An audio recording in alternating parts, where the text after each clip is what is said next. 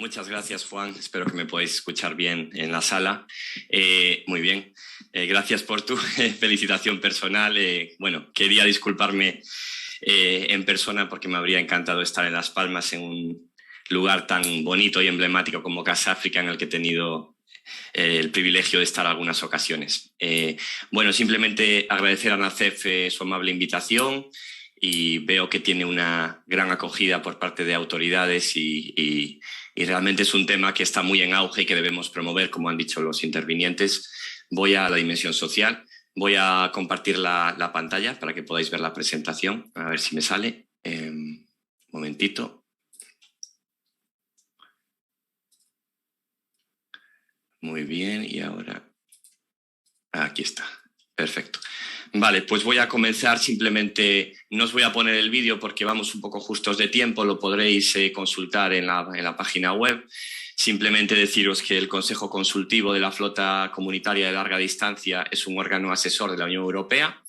Está financiado tanto por la Comisión Europea como por Estados miembros. En particular, España tiene un papel predominante. La sede de la Secretaría está en Madrid y son nuestro mayor contribuyente. La flota de larga distancia, pese a que tiene un tamaño relativamente reducido, alrededor de 250 buques de altura, que le llamamos, que son buques industriales de más de 24 metros de eslora, que faenan con permisos de pesca en aguas internacionales fuera de la Unión Europea o bajo el amparo de acuerdos de pesca, como sabéis. Pese a ese número reducido de barcos europeos de larga distancia, realmente tiene un peso muy importante porque emplea prácticamente a más de 6.000 pescadores y a 7.000 de FT, de equivalente total, que es un 8% del total de la flota, de todos los buques de la Unión Europea en número. Y luego pues contribuye en cuanto a suministro de proteína y de pescado al mercado comunitario y a otros. Aproximadamente está en torno al 15% de los desembarques, tanto en volumen como en valor, de todos los buques de la Unión Europea, con lo cual, pese a que es un número reducido de barcos, como veis, tiene una importancia bastante grande, pese a que lamentablemente, debido a reducciones y a normativa, estamos perdiendo unidades en años recientes. Como veis ahí, este infograma está un poquito obsoleto, es el último que he encontrado en la página de la Unión Europea, pero hay 13 acuerdos de pesca, 9 atuneros y 4 mixtos. Ahí hay unos ligeros errores porque, por ejemplo, Gabón ahora está en vigor y ya no es un acuerdo durmiente, pero os podéis hacer una idea de los países que abarcan los acuerdos de la Unión Europea y las contribuciones específicas para cada uno. Más o menos tenéis un 60% de pagos por derechos de acceso y un 40% de ayuda sectorial, aunque varía por acuerdos. Bueno, ¿por qué es importante que estemos hablando aquí de las condiciones sociales y laborales de trabajadores a bordo de buques de pesca? Pues es muy claro el mensaje de la ITF, del Sindicato Mundial. Básicamente, de una de cada 25 personas que trabajan en el mar son marinos de varios tipos, mercantes principalmente. Los 24 restantes son pescadores a nivel de número. Esa es la primera idea fuerza que lanzo. La segunda es que la marina mercante tiene mucha más cobertura jurídica y está mucho mejor regulada que la pesca en materia sobre todo de seguridad y formación. La tercera, como bien ha dicho el director de Casa África, la pesca es una ocupación de alto riesgo, objetivamente, y requiere un tratamiento específico en accidentes laborales, siniestros y enfermedades profesionales. Desgraciadamente todos tenemos en mente varios de los accidentes que ha habido recientemente. Otra idea fuerza es que los estados por sí solos no pueden alcanzar estas metas de formación, de seguridad, sino que ahí es necesaria una acción multilateral. La pesca industrial de altura, como sabéis, es una actividad internacional, hay tripulantes de varias nacionalidades y ocurre en multitud de zonas geográficas y varias jurisdicciones, con lo cual la normativa es compleja. Es preciso lograr condiciones laborales dignas, como decía el director general Gandarias, equiparables entre diferentes estados del pabellón y no discriminación tanto trabajadores nacionales como migrantes en un mismo buque. ¿Y qué es lo que queremos al final? Pues que como consumidores finales, que el producto que recibimos tenga unas garantías sociales y laborales mínimas de derechos humanos. Lo que no podemos admitir es que entre, tanto en el mercado comunitario como en otros mercados, pescado de procedencia pues subestándares laborales o incluso mano de obra que se llama de semiesclavitud o de esclavitud moderna. Bueno, desde el LDAC tenemos un plan de acción desde el 2018 de 4 años para potenciar la dimensión social de la política pesquera común. Este es un mandato que se ha sido otorgado al comisario Sinkevicius, que desde nuestro punto de vista somos bastante críticos, no se ha cumplido como debería hasta el momento y hay que potenciarlo. Una de las ambiciones que le llaman o goals de la Unión Europea es una economía que sirva para la gente, y esto está enmarcado en mejorar las condiciones de trabajo. En el LDAC, pues, como hablamos mucho con la DG Mare, pero también queremos que la DG Trade de comercio, la de empleo y la de salud también entren un poco ahí, porque entramos en que es un tema complejo que requiere de varias unidades y de varias direcciones generales. Y luego hemos participado activamente en una consulta de la FAO de la sostenibilidad social de las cadenas de valor pesquero a nivel de trazabilidad y de garantías también laborales y sociales. Y lo que vais a oír muchas veces repetido en esta presentación es: tenemos que promover la adopción y ratificación de instrumentos internacionales de seguridad marítima, que están ya algunos en vigor y otros no. Bueno, como os decía, dentro de nuestro plan de acción tenemos una hoja de ruta conjunta con el Comité de Diálogo Social y Sectorial para la Pesca Marítima, que es un órgano bipartito formado por patronal, Europes, Cogeca y sindicatos, ETF, y es el órgano competente para alcanzar acuerdos en materia de aspectos sociales a nivel de la Unión Europea y que formula recomendaciones a la Comisión. Bueno, Juan Manuel Trujillo os explicará seguramente más en detalle en su presentación el papel de este comité, porque él es parte activa, pero bueno, tenemos una hoja conjunta de ruta y la misión es, como os decía, mejorar la visibilidad de la dimensión social y que se alineen los estándares internacionales en materia laboral. Ahí tenéis un organigrama muy pequeñito que podréis ver en la presentación, que son todos los instrumentos de derecho que están en vigor o no en vigor o que no son vinculantes, y bueno, y si queréis podéis verlo después, os lo facilitaré. Vale, la cláusula social es un poco... su definición data de 2001. Es verdad que desde 2015 hay un modelo de cláusula tipo. La idea es que esté en todos los acuerdos de pesca y que la ha propuesto este Comité de Diálogo Social Europeo y se ha revisado recientemente en 2021. La base jurídica, digamos, general es el título 10 del Tratado de Funcionamiento de la Unión Europea, que es derecho primario y es un poco la política social. Pues, ¿cuál es la definición? Creo que la mencionaba Gandarias también: inclusión de conjunto de normas laborales y de protección social para garantizar condiciones decentes de trabajo y vida dignos de pescadores, en este caso no comunitarios, que trabajan a bordo de buques que operan en el marco de los acuerdos de pesca con terceros países. La implementación de la cláusula social. La Comisión Europea está haciendo ahora un informe que publicará en breve de evaluación retrospectiva de acuerdos de pesca. Ahí hemos participado con feedback y veremos cuáles son las conclusiones en materia laboral y social. Lo que nos interesa es que esta cláusula no sea una cláusula de papel o que simplemente se incluya en los acuerdos, sino que se implemente de forma efectiva. Tenemos un clausulado muy, muy completo. Hay países como Mauritania que tienen mucho detalle de la cláusula social, Costa de Marfil. Y bueno, y en nuestro documento de análisis comparamos los países y hacemos un poco una visión global. También tenemos a Senegal, Bissau, Gabón. Podéis también verlo en el dictamen general. Lo que nos interesa es que los interlocutores sociales, pues tanto armadores como sindicatos, en base a esta base jurídica que yo decía, que son los órganos competentes, ayuden a la Comisión a redactar esas cláusulas, que no se les excluya. Entonces es un punto importante. Y luego es la propia DG Mare con DG Empleo el que debería asegurarse de que esas cláusulas sociales se cumplen en los países. Luego ya, esto no hablaré mucho porque hablará Juan Manuel Trujillo, es sobre la promoción de la ratificación y aplicación del convenio de la OIT 188 sobre condiciones de trabajo en pesca. Es muy importante que ese convenio se incluya a la hora de negociar con los países terceros en el protocolo de los acuerdos de pesca. Y luego, finalmente, hay que elevar este debate de la dimensión social un poco ya más a nivel de ideas, al nivel de las OROPs, de las organizaciones regionales de pesca, para que haya también una coordinación con la actuación en esas jurisdicciones de los países. Vale, el primer punto que hemos abordado en el dictamen del LDAC es que hay que definir un marco normativo mínimo para el trabajo en pesca dentro de los acuerdos de pesca. Es muy importante que todo esto esté integrado en los acuerdos de pesca. El primero es, como sabemos, es obligación de los estados de pabellón asegurar condiciones laborales dignas. Esto lo dice UNCLOS con BEMAR, la Convención del Derecho del Mar. Los estados ribereños tienen un papel más limitado. Pueden notificar a un estado del pabellón si entienden que hay motivos fundados por los que el estado del pabellón no ha ejercido la jurisdicción y el control como debería. Sin embargo, este papel es limitado.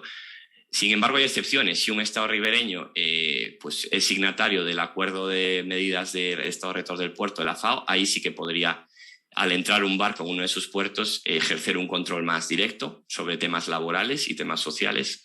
Si ha ratificado también algún convenio de formación o de seguridad en el mar, pues de los que se encuentran en vigor, también lo podría hacer. Y ahí pongo luego otra vez el ejemplo del C-188 y de la IMO, del STCWF. Después, pues hay temas también de que la propia Comisión Europea tiene directivas que se aplican a los estados del pabellón europeos. Entonces ahí pues hay, por ejemplo, la directiva 2017/159 y ahí se aplican partes específicas del convenio 188 en el acervo comunitario. Esperamos que haya un informe en breve también de la Comisión en el que se haga un balance de dónde estamos y ver qué se puede mejorar. Y luego ya simplemente mencionar muy de pasada, hay recomendaciones de un proyecto del Comité de Diálogo Social que se llama Pilares del Mar, que va a haber recomendaciones sobre cómo mejorar la formación y titulación de pescadores y están haciendo directrices en el futuro sobre modalidades de contratación. Vale, este es el marco normativo mínimo. ¿Qué pedimos desde el LEDAC? Pues 4 ideas rápidas. Una, promover la entrada en vigor del acuerdo de la OMI de Ciudad del Cabo. Este va sobre seguridad de los buques pesqueros. Y bueno, hubo hace un par de años, hace 3 años, un congreso en Torremolinos para impulsar esta entrada en vigor. Después la segunda es que la propia Unión Europea, bajo su propia iniciativa, publique una directiva de aplicación en Europa sobre el STCWF de la OMI, que eso habla de formación, titulación y guardia para personal de buques pesqueros. Y luego ya hablamos de promover la ratificación del C-188 por Estados miembros y también países terceros que son beneficiarios de los acuerdos. Y ya por último, pues una directiva sobre un sistema de inspección social. Esto es un poco lo que pedimos a medio plazo a la Unión Europea. Segundo punto, acciones de capacitación. Como bien habéis dicho los intervinientes previos, hay países socios de los acuerdos de pesca como Senegal y Marruecos que ya han ratificado el convenio 188. Sin embargo, pues hay otros países que no lo han hecho todavía. Luego, a nivel local, pues entre los sectores pesqueros locales, agentes de contratación, etcétera, pues notamos que existe también una cierta falta de conocimiento o de aplicación de la cláusula social en sí. En los acuerdos de pesca se habla mucho de otros aspectos, pero no queda claro que existe esa cláusula y que hay que aplicarla. Los propios tripulantes locales a veces la desconocen, que embarcan en esos barcos. Como bien decía el director general Gandarias, la OIT tiene programas con financiación propia para brindar apoyo a estos países y regiones también en analizar qué deficiencias tienen en su legislación y ayudarles a poner en práctica la aplicación de esta cláusula. Creemos que es una vía a seguir y que debería la Unión Europea colaborar tanto con la OIT como con la FAO para facilitar esa financiación y hacer programas de apoyo a estos países terceros, sobre todo para aplicar, como decíamos, el convenio 188 de la OIT y también las medidas del Estado Rector del puerto de la FAO. Tercer punto, formación y titulación de pescadores. Bueno, también se ha mencionado, el objeto de esto es, tenemos que aumentar la inversión en seguridad y formación de tripulantes en beneficio de todos, tanto de autoridades locales como de armadores, como de cumplimiento de las normas. Entonces, la mayoría de las flotas de larga distancia, como sabéis, se enfrentan a una escasez de personal que ya está ocurriendo, sobre todo de gente joven, de relevo generacional, y es importante ofrecerles formación continua y garantía de que su trabajo pues, es seguro y está valorado. Las ventajas también se comentaban antes: crear capacidades, fijar población en origen, ofrecer oportunidades de empleo y desarrollar una carrera profesional en ese país. Inconvenientes, pues existe una falta de homologación o de armonización de sistemas de formación adecuados previos al embarque, sobre todo en esos países ribereños. Entonces, pues sería bueno intentar tender hacia esa armonización. ¿Qué proponemos desde el ELEDAC? Pues que la Unión Europea otra vez debería destinar parte de su financiación del apoyo sectorial en cuanto al capítulo de desarrollo del sector pesquero local a fines relacionados con esta formación profesional y de seguridad a bordo.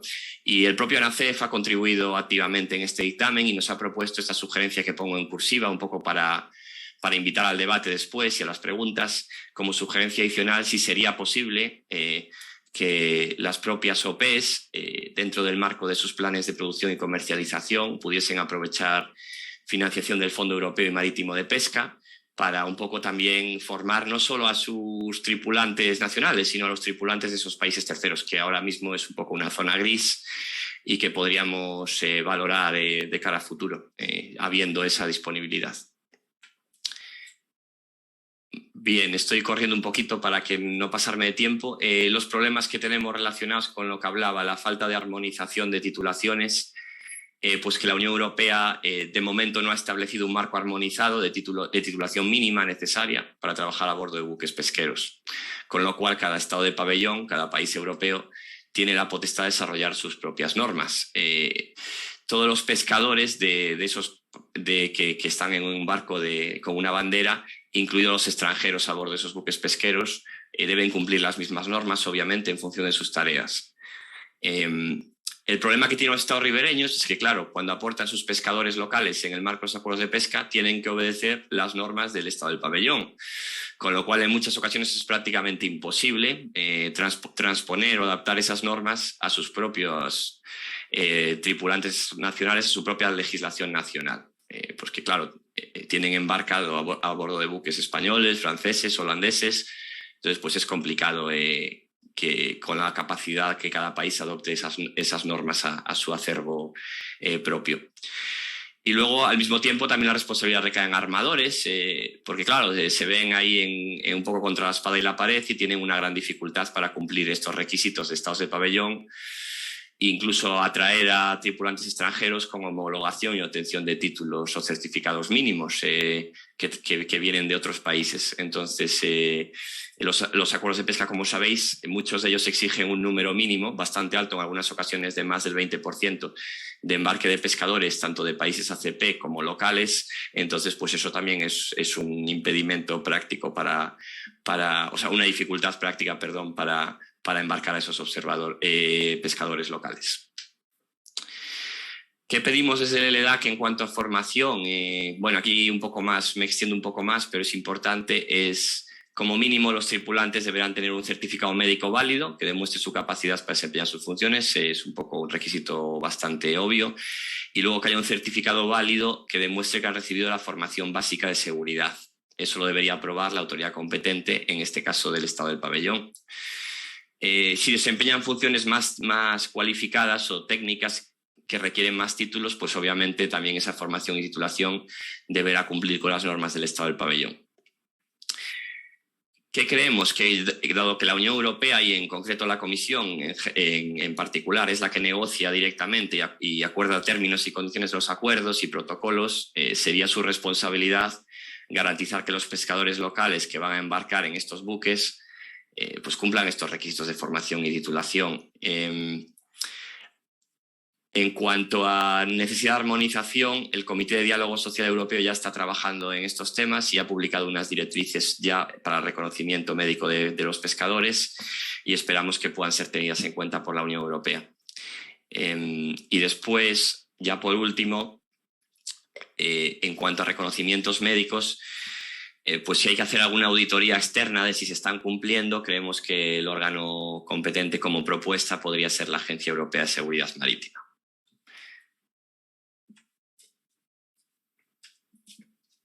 Y ya el último punto que voy a tratar en esta presentación breve es el cumplimiento y transparencia. Pues animamos a la Unión Europea a que trabaje con los países socios de los acuerdos de pesca.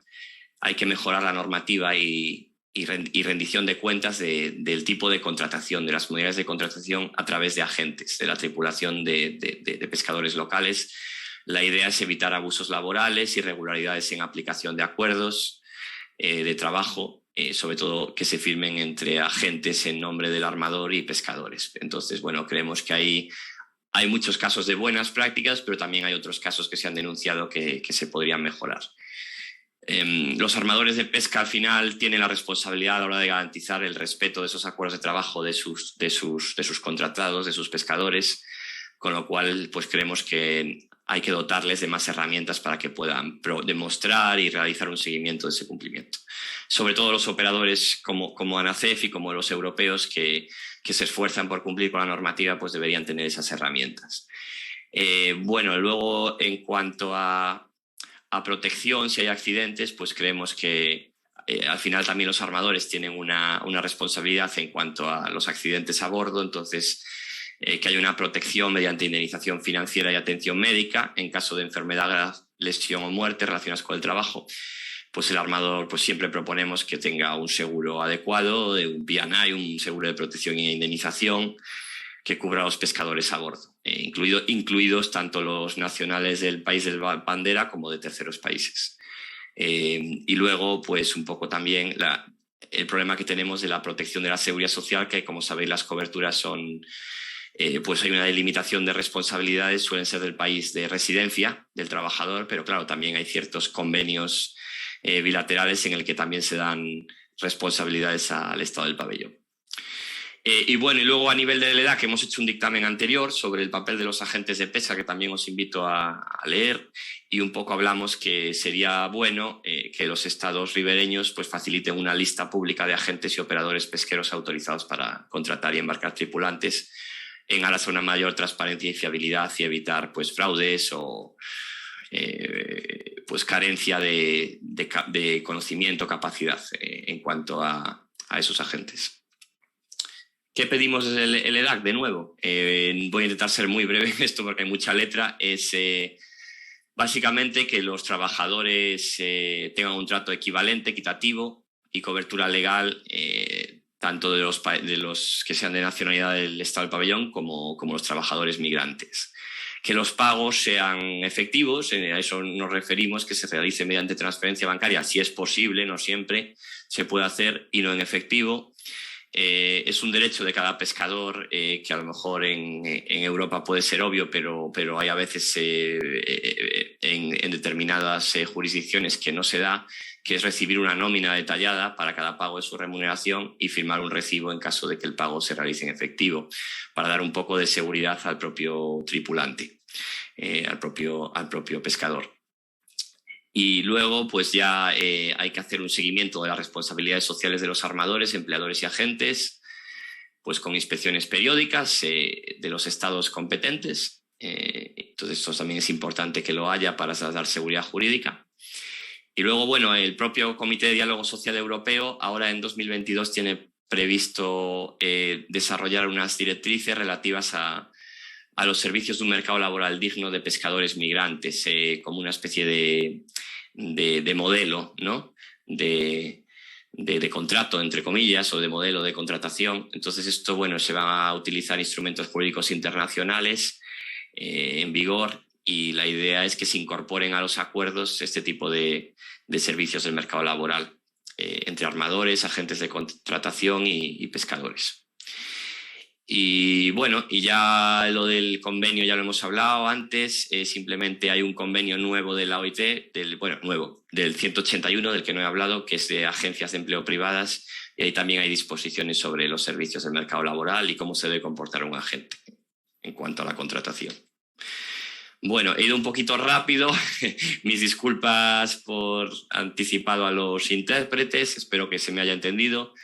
Aquí tenéis un enlace al dictamen del EDAC que hemos adoptado en mayo. Ahí explica un poco más en detalle las circunstancias. Si tenéis alguna pregunta específica, tenemos también una nota ya por países con una casuística más concreta, y bueno, y estaré encantado de atender a las preguntas que podáis tener. Muchas gracias. Muy bien, Alex. Oye, muchísimas gracias por tu magnífica intervención. Y bueno, yo creo que todos esos retos que has presentado, yo tengo la seguridad de que la flota que nosotros representamos desde OPEA-NACEF cumple con todas esas directrices de forma sobrada, ¿no? Todos los aspectos que tienen que ver con la no discriminación entre tripulantes tanto nacionales como de los países terceros, en cuanto a las condiciones de trabajo en los buques, en tanto lo que tiene que ver con el régimen de trabajo, los descansos, sus vacaciones y, por supuesto, las coberturas en cuanto al seguro de P&I, que es extensivo a todos los tripulantes con independencia de la nacionalidad, como los seguros de accidentes. Tendremos hoy la oportunidad, además de escuchar por parte de un representante de Guinea-Bissau, ¿no? Cuál es el impacto social que tienen las actividades de los tripulantes guineanos a bordo, en este caso, de los buques de ANACEF y otros buques también de la Unión Europea que pescan en el ámbito de ese acuerdo, qué impacto tiene en su actividad y ver un poco todos los requisitos de los que hablará posteriormente también Juanma Trujillo sobre los salarios de la OIT, que obviamente estamos en los niveles exigibles, ¿no? con carácter mínimo. Yo creo que luego en la mesa redonda que haremos al final habrá la oportunidad de cualquier pregunta que se te quiera hacer, Alex, y decir desde aquí a todos, tanto a los presentes como a los que nos están siguiendo, que todas las intervenciones de los ponentes pues, estarán colgadas en la página web de ANACEF, así como también todos los links o enlaces que sean necesarios de las distintas presentaciones.